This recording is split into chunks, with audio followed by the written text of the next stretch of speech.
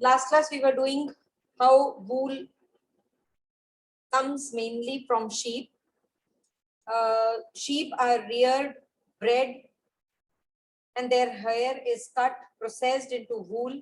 We'll first discuss what is rearing and breeding. We had discussed other day also that rearing of sheep means to look after the sheep after providing them food, good food, shelter, health care on a large scale so as to obtain a useful product. In this case, it is wool. Persons who looked after them are called shepherds. और ये जो sheep होते हैं वो mainly herbivores होते हैं. They prefer to eat grass, leaves. इसलिए जो shepherds होते हैं they take them for grazing also, right? आपने कई बार देखा भी होगा. Apart from grazing, जो ग्रास होती है, the sheep are also fed with pulses, corn, jawar, oil cakes, ठीक है, and minerals. Winters में especially they are kept inside only and they are fed on leaves, grains and dry fodder. There are certain types of breeds of sheep जिनके की बहुत thick coat of hair होता है on their body, which yields very good quality of wool in large quantities. तो ऐसी जो sheep होती हैं of good breeds, इनको हम selectively breed करते हैं by choosing at least one parent sheep of good breed. ठीक है? And so the breeding of sheep is done to obtain such breeds of sheep which will yield good quality wool in large quantities. So this raises the quality and quantity of wool produced. और इस process को हम कहते हैं breeding. ठीक है? अब once sheep is reared to have it develops a thick coat of hair and ये जो कटिंग ऑफ वूल कोट है ना of sheep along with a thin layer of skin उसको हम फ्लीस कहते हैं. जो वूल होती है उसको हम फ्लीस कहते हैं. जब वो कट वूल कोट जो होता है शीप का उसको हम थिन लेयर ऑफ स्किन से निकाल लेते हैं, स्किन के साथ निकालते हैं, उसको हम कहते हैं फ्लीस. अब फ्लीस में सॉफ्ट वूलन फाइबर्स होते हैं और यूजुअली जो fleece of sheep is usually it is kept in one piece, पूरा एक पीस. अब फर्स्ट स्टेप जो होता है जैसे हम कह रहे थे cutting off process of removing hair और cutting hair from the body of a sheep in the form of fleece, इसको हम कहते हैं शेयरिंग. ठीक है? ये हेयर ऑफ शीप जो होते हैं it is cut off by using cutting machine similar to that which is used by barbers. ठीक है? और ये जो हेयरी स्किन ऑफ शीप होती है it is removed in one piece and you have to remember कि shearing जो होती है it does not hurt sheep because it is the uppermost layer of the skin with the hair and ये जो होता है it will not hurt sheep because it is the dead skin we are taking out. All right? And ये भी आपने याद रखना है shearing जो होती है it is done in hot weather of summer so that sheep may survive without. अब जो hair होते हैं they are actually poor conductors of wool जो होता है poor conductor of heat है. तो it will trap air inside the woolly जो fleece होती है और उसके बीच में से it will not allow the body heat to go out. तो इस तरह से sheep जो होती है it is protected in winters.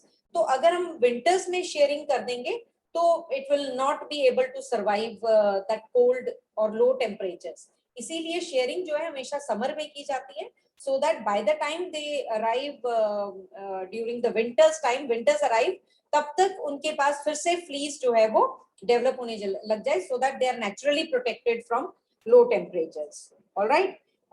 जो फ्लीस होती है that will provide woollen fibres. ये जो वूलन फाइबर्स होते हैं आफ्टर शेयरिंग दे आर उसके बाद नेक्स्ट स्टेप जो है स्कोरिंग है. वूलन जो फ्लीस है उसको उसमें बहुत सारी डस्ट होती है, डर्ट होती है. आपने देखा होगा व्हेन ग्रेजिंग वाली शीप को कि उनकी स्किन फ्लीस कितनी गंदी हो जाती है. So it contains dust, dirt, dried sweat, grease. So fleece must be cleaned. अगर उसको हम प्रोसेस करना है उससे पहले उसको हमें क्लीन करना पड़ेगा into clean so that it can be processed into wool yarn.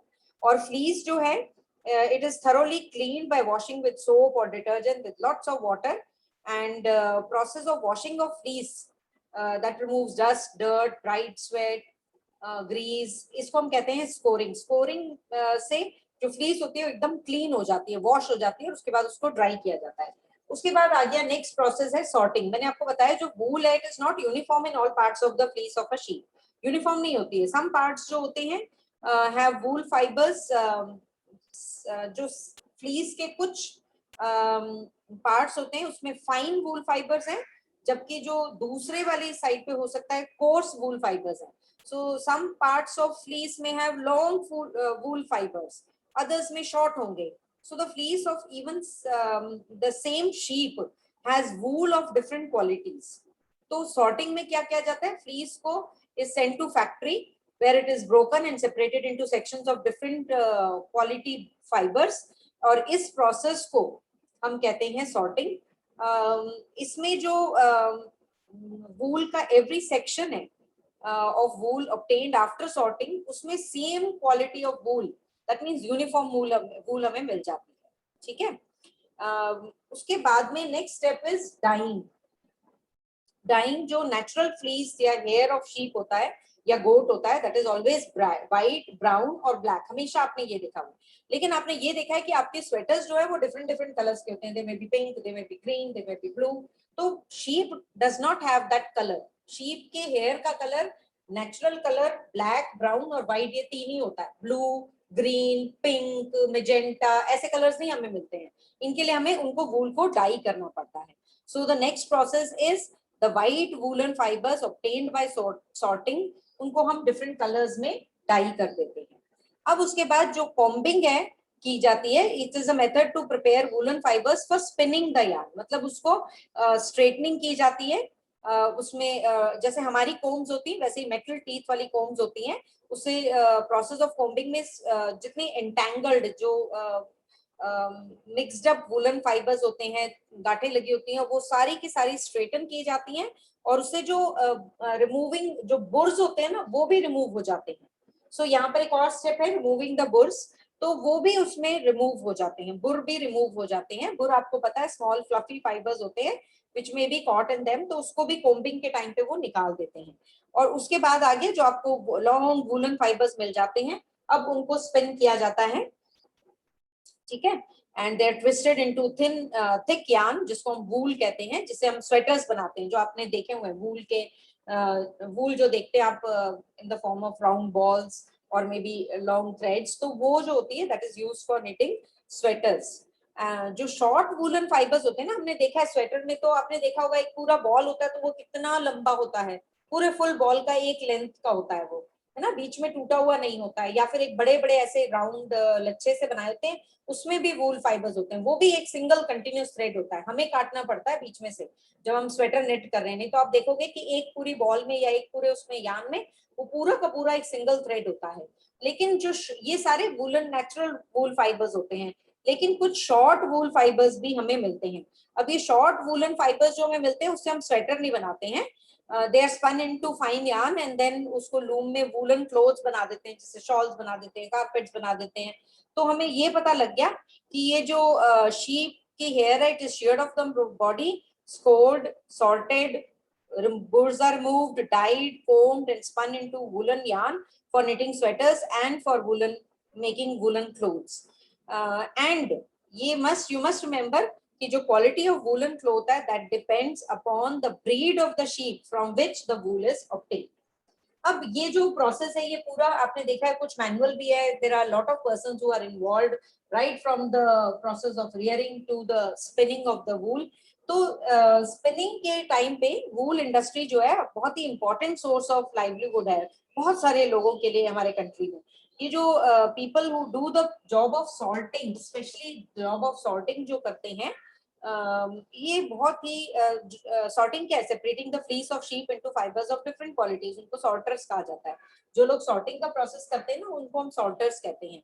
अब सॉर्टर्स जॉब जो होता है बहुत रिस्की होता है because sometimes they get infected by a bacteria which is called as anthrax and which causes a deadly blood disease जिसको हम कहते हैं सॉर्टर्स डिजीज. So ये अब there are two things. People have to work also for earning a livelihood, but they are at risk also because of their job. So the risk faced by people working in any industry due to the nature of their work is called as occupational hazard. Occupation is your job. ठीक है?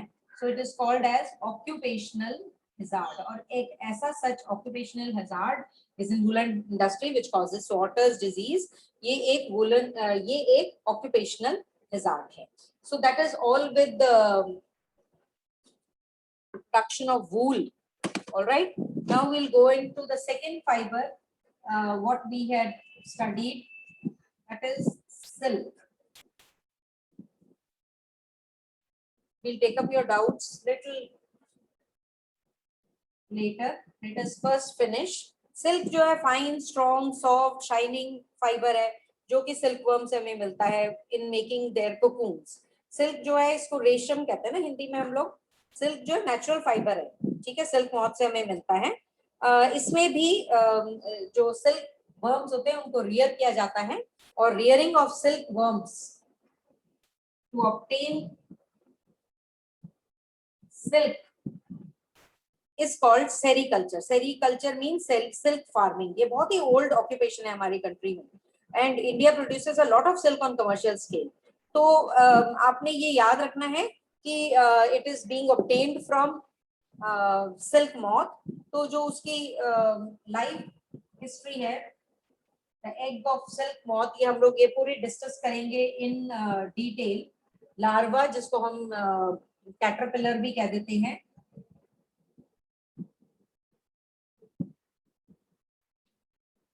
ठीक है, and then it produces pupa,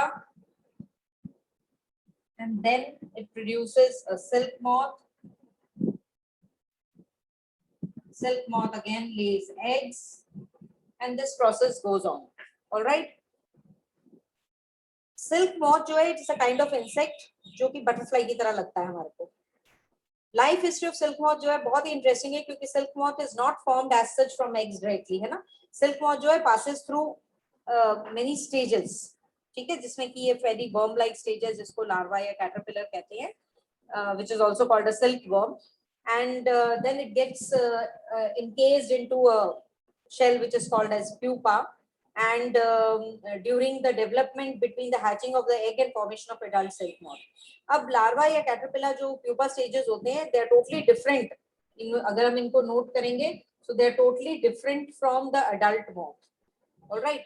larva जो होता है या caterpillar होता है सिल्क मॉथ का, it is the one which is producing silk, is called as silk worm.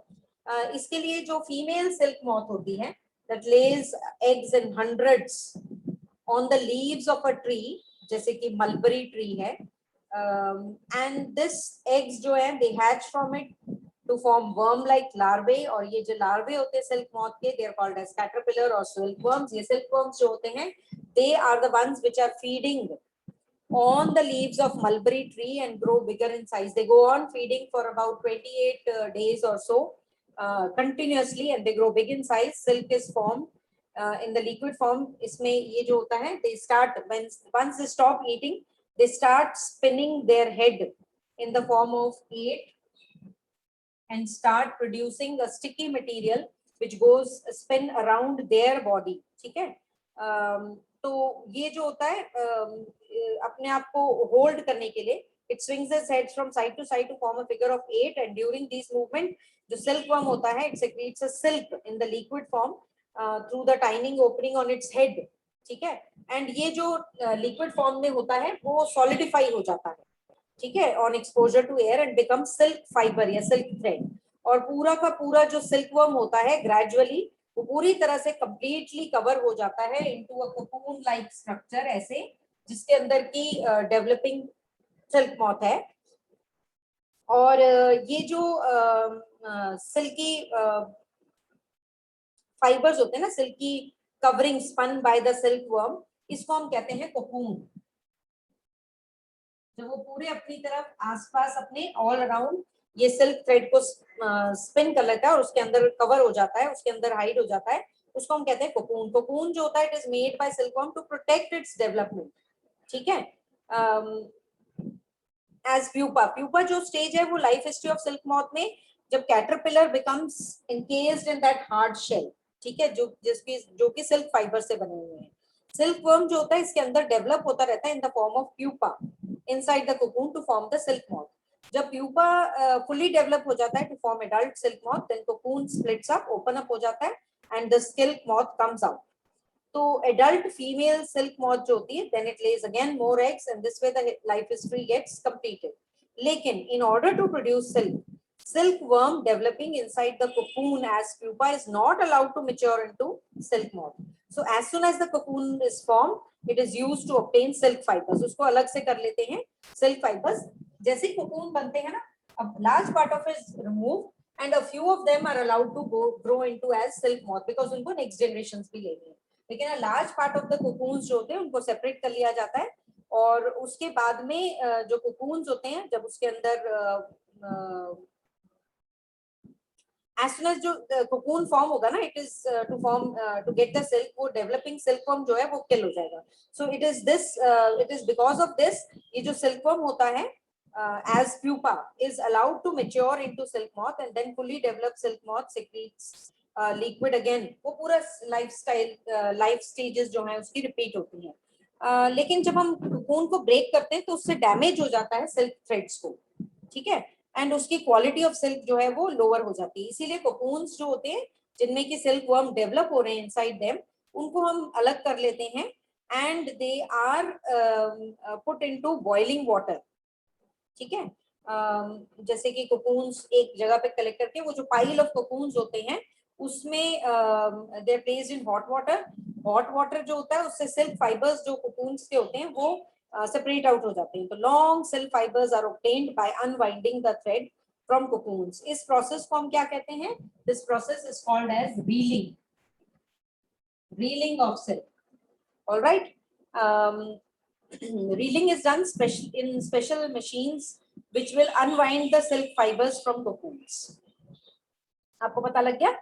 अब क्या होता है कि जो silk fibers होते हैं they are obtained from cocoons जो they are spun to form silk threads जिनको हम silk yarn कहते हैं and then it is woven into the looms for silk to get silk cloth. There are different varieties of silk. Silk जो होता है produced by silkworm उनका texture different होता है. मतलब कुछ कोर्स हो सकते हैं, कुछ स्मूथ हो सकते हैं, कुछ शाइनी हो सकते हैं. और कुछ वेराइटीज ऑफ सिल्क जो होती हैं जैसे कि mulberry silk, tussar silk, Muga silk, कोसा सिल्क, ईरी सिल्क, ये सिल्क जो होती है ये कोकून से मिलती है हमें जिसमें कि सिल्क मॉथ डिफरेंट टाइप के होते हैं. लेकिन सबसे कॉमन जो है that is mulberry silk moth. और silk obtained from the cocoons of mulberry silk moth उसको हम मलबरी सिल्क कहते हैं. ये बहुत सॉफ्ट होती है, लस्ट्रस होती है, शाइनी होती है, इलास्टिक होती है और सबसे ज्यादा पॉपुलर है. And it can be dyed into beautiful colour. And जो most common variety of silk है वो मलबरी सिल्क है. ठीक है. अब यू मस्ट रिमेम्बर कि जो नेचुरल सिल्क है जो हमें कोकून्स ऑफ सिल्कवर्म से मिल रहा है, it is a protein. Natural silk is an animal fibre. Artificial silk जिसके बारे में हम क्लास 8th में पढ़ेंगे वो जो होता है that is obtained from wood pulp and it is modified plant material cellulose से हमें मिलता है. So we can distinguish between natural silk and pure silk by performing a burning test. हमने एक piece of we had seen that activity also. We have to take a piece of natural silk fiber and another artificial silk fiber and burn them separately. जो fiber which burns giving a smell of burning hair is natural silk or pure silk. जो burns with a smell of burning paper that is artificial silk. ठीक है, जिसको हम rayon भी कहते हैं. और wool भी इसी तरह से it is made. wool जो है that is also a protein, animal protein. and piece of woolen fiber जो है जब हम उसको बर्न करते हैं तो वो भी बर्निंग हेयर की स्मेल देता है हमें. तो प्रोटीन जो होगा बिकॉज वो भी एक हेयर है, शीप का हेयर है, हमारा भी हेयर है which is also a protein, so it will give smell identical to the smell of the burning hair. ठीक है. and there is a small mention of how the silk was discovered. It was discovered in China long time back. जो Chinese empress थी, she was asked by emperor to find the cause of some damaged leaves of mulberry trees. उनके garden में जो mulberry trees थे उनके जो leaves थे वो खराब हो रहे थे. उसके लिए एम्पर ने उनको बोला कि you have to find out. और एम्प्रेस को पता लगा कि एक वाइट कलर के वर्म्स जो हैं वो मलबरी लीव्स खाते जा रहे हैं. और उसने ये भी नोटिस किया कि वर्म्स जो है they were spinning shiny cocoons around them. और एक कोकून जब accidentally dropped into her cup of tea, delicate threads opened up and this is how silk was discovered. और सिल्क जो है, डिस्कवरी ऑफ सिल्क जो है that led to beginning of silk industry in India और silk production in India, sorry not in India, China. और ये उन्होंने बहुत देर तक सीक्रेट रखा, हंड्रेड्स ऑफ इयर्स की तरह। और बाद में जब ट्रेडर्स और travellers they started coming to China, to coming from China, they started introducing silk to other countries, and the route on which these traders traveled, जैसे कि आपने SS में पढ़ा हुआ है, that is called as Silk Route. Even today China leads the world in silk production and India is among the leading silk producing countries of the world. हमारी country में भी बहुत सारे women जो हैं, they are engaged in various activities related to silk production, जैसे कि rearing of silkworm, इसमें भी यही steps होते हैं, rearing of silkworm, reeling of the silk from cocoon and processing of silk fibers. और उनको भी because reeling के time पे they have to put the cocoons into the boiling water, then they have to put their hands to separate out those fibers, so they also experience certain kind of occupational hazard in terms of skin diseases, sometimes breathing diseases, तो ये भी इसके साथ associated, ठीक है। तो इसमें आप अगर आप प्रोसेस में देखेंगे तो there are only 3 steps involved. First one is rearing, पहला स्टेप rearing of silkworm, जो हमने पूरा स्टेप पढ़ा है।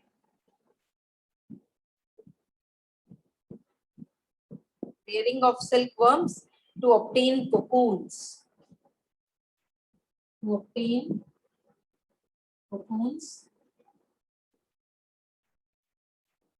सेकेंड स्टेप में हमने क्या करना है, जब हमें cocoons मिल गए, processing of the cocoons to get, that is reeling, to get silk.